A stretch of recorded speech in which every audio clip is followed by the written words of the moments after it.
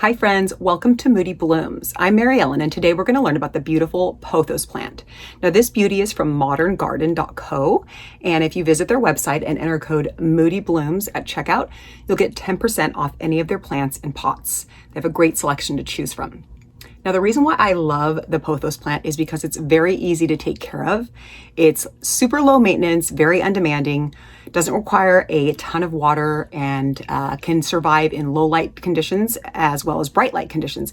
And they're great for offices, they're great around your house, and they're perfect to have in the bedroom as well. So a great addition to any bathroom or kitchen too. So these are just an all-around easy to care for houseplant, and I would recommend these for a beginner. If you are new to houseplants and you want to grow your collection, the snake plant and the ZZ plant are both very easy houseplants, and this one is another easy one to add to the collection.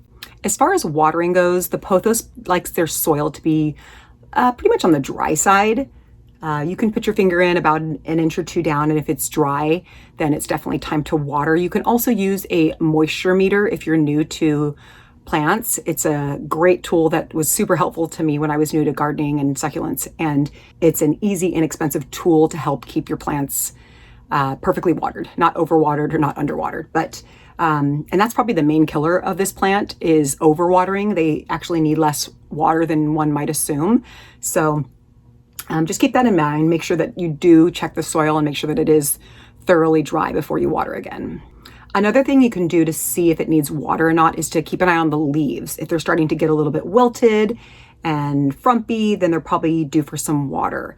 The brown tips on the edges can also start to appear if it is underwatered. Now, overwatering can show yellow leaves. Now, eventually the lower leaves will turn yellow and die off. That's totally normal. But if several leaves are turning yellow, then it could be an overwatering issue. Let's talk about light for your pothos plant. They love bright and direct light. They thrive in it. They also can survive in low light conditions as well.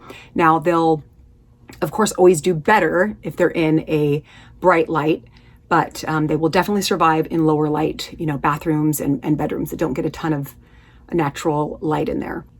Another thing to keep in mind is the leaves will be less variegated if kept in a lower light situation. So as far as a marble pothos goes, see that bright white variegation on there? Now, if it doesn't get enough light, it'll actually lose some of that variegation.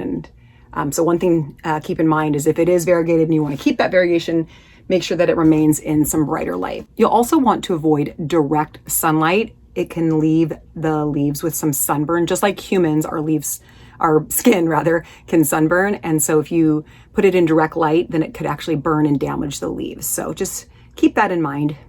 These beauties prefer temperatures anywhere between 65 to 85 degrees Fahrenheit. Now, of course, they can survive a little bit higher, a little bit lower, but that's when they do their best. When you grow your pothos indoors during the colder winter months, make sure that you keep an eye out for brown tips because low humidity can also cause those leaves to turn brown on the tips. Soil for pothos is usually a rich, well-draining soil. I mean, they pretty much can survive in anything. They're pretty resilient plants, but a well-draining soil will be best for your plant. You'll want to repot your pothos plants about once every 2 to 3 years. That way it can get some new fresh soil and get some more nutrients from the new soil that you put in there. The pothos plant can definitely benefit from fertilizer. It's not necessary, but once every 6 months or so is good. You can also do it during the growing season. That would work well. Any houseplant fertilizer. So is the pothos plant toxic?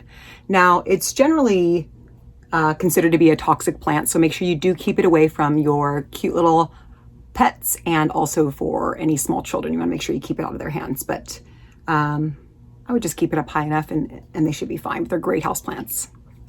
Another thing about the pothos plants maintenance is pruning. Now, you could continue to let these grow and they'll vine and grow, but eventually they'll need to be trimmed back if you want to keep them more tight and compact. I prefer mine a little bit more bushy with, some occasional vines hanging down, but I like to keep them a little bit more full. And so when they do start to vine, you have a couple different options. The pothos plants are very easy to propagate. This was started from a cutting from a larger plant. And let me show you a few things on here.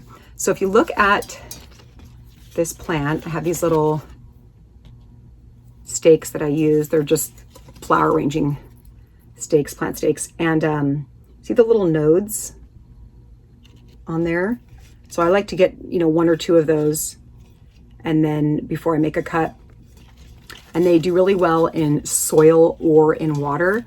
One suggestion I would say is to make sure that you, once it is in the water, that you don't leave it in there too long. You know, once the roots develop and they're ready to be repotted, I would try to get it into soil.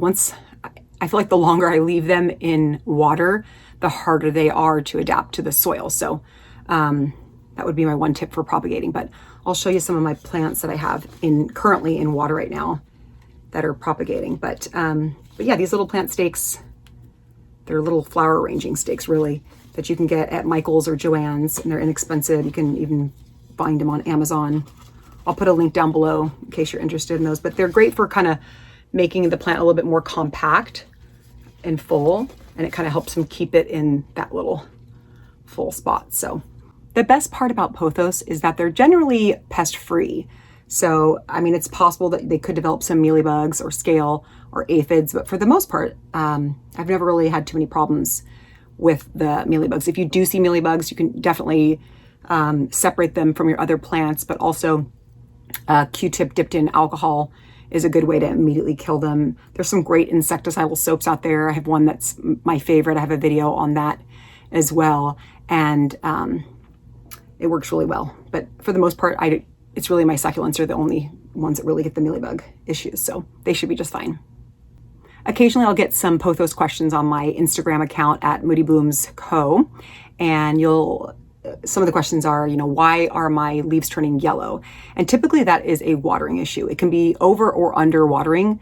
I know this guy, I went on vacation and then it was so dry, and you can see some of those leaves are turning kind of yellow in the center. I think I just waited too long. So trying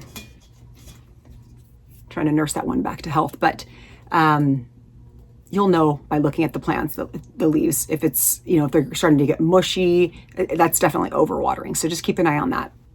Another question I get is, why are my marble pothos turning green? So like we discussed before, if you're not getting sufficient light, the pothos that have the marble, the beautiful white variegation, they'll actually revert back to a solid green color. If you are starting to lose some of the variegation on your marble pothos, then you'll definitely want to get some more light. See that beautiful white creamy variegation? There's several different types of pothos, and I have a link below that covers all of them on my website, and some of them are pretty rare. Some of them you can find at any big box store. But thanks so much for joining us on Moody Blooms. I hope you learned something new today. Make sure you check out moderngarden.co and enter code MoodyBlooms at checkout to receive 10% off of your purchase. They have a great selection, beautiful plants, beautiful pots. They're great for gifts too. So keep that in mind. You know, maybe instead of sending flowers to somebody, send them a beautiful plant. They'll last longer, and you know, they're great for the air too. They remove toxins from the air, so they're great to keep in the house. They're great to have in the bedroom for that fact. And we'll see you next time on Moody Blooms.